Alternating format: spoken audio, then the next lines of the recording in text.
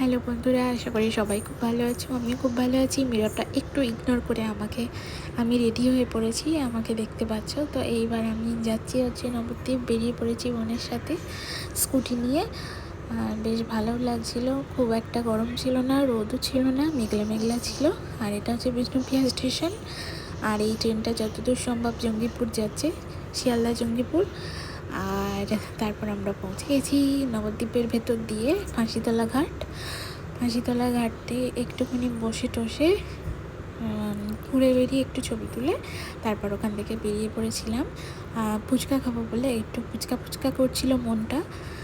তো তারপর এটা হচ্ছে নবদ্বীপের ভেতর দিয়ে যাচ্ছি আমরা ফুচকা খেতে। আমি জানতাম না যে এত ভালো সুন্দর একটা ফুচকা করে।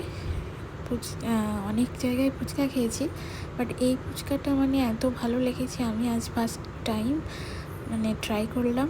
এত সুন্দর। বিষ্ণুপ্রিয়া স্টেশন থেকে একটু শ্রীরামপুরের মোড়ের দিকে এগিয়ে এসে এই কাকুটা বসে ফুচকা নিয়ে। আমরা প্রথমে জল ফুচকা খেয়ে নিয়েছি। তারপর ওখানে জল ফুচকাটাও এত সুন্দর টেস্ট ছিল। ওটা খাওয়ার পর আমি ভাবলাম যে তাহলে দই ফুচকাও খাওয়া যাক। তো এবার দই ফুচকাটাই রেডি করছে কাকুটা। তো এই যে আমি বললাম আমাকে একটা ঘুগনি দিয়ে ফুচকা দাও। আমার প্রচণ্ড ঘুগনি দিয়ে ফুচকা খেতে ভালো লাগে। তো দিয়েও দিল, কিছু বলেনি। দই ফুচকাটা সাজাচ্ছিল, আমার দেখেই তো বিশাল লোভ লাগছিল।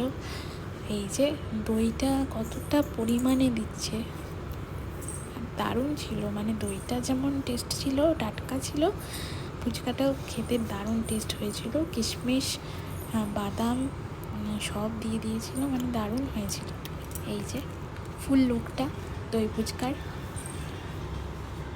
এখন হচ্ছে বোন খাচ্ছে, বোনেরও দারুণ লেগেছে দই ফুচকাটা। এবার আমি খেয়ে নিচ্ছি। জল ফুচকাটা এতটা পরিমাণে খাওয়া হয়ে গেছে যে আমরা এক প্লেটই দই ফুচকা কিনেছিলাম। ও আগে নিল, তারপর আমাকে দিল। তো দারুণ হয়েছে ফুচকাটা। কোনোদিন এইরকম দই ফুচকা খাইনি, দারুণ বানিয়েছিল ওই দিন। তো তারপর চলে গেছিলাম আমরা পার্লারে, একটু দরকার ছিল আমার। পার্লার থেকে বেরিয়ে আমি চলে গেছিলাম সেই বিখ্যাত কাকুর দোকানে, যেখান থেকে আমরা ফাস্টফুড খাই। তারপর ওখান থেকে কিনে নিয়ে বাড়ি চলে গেছিলাম।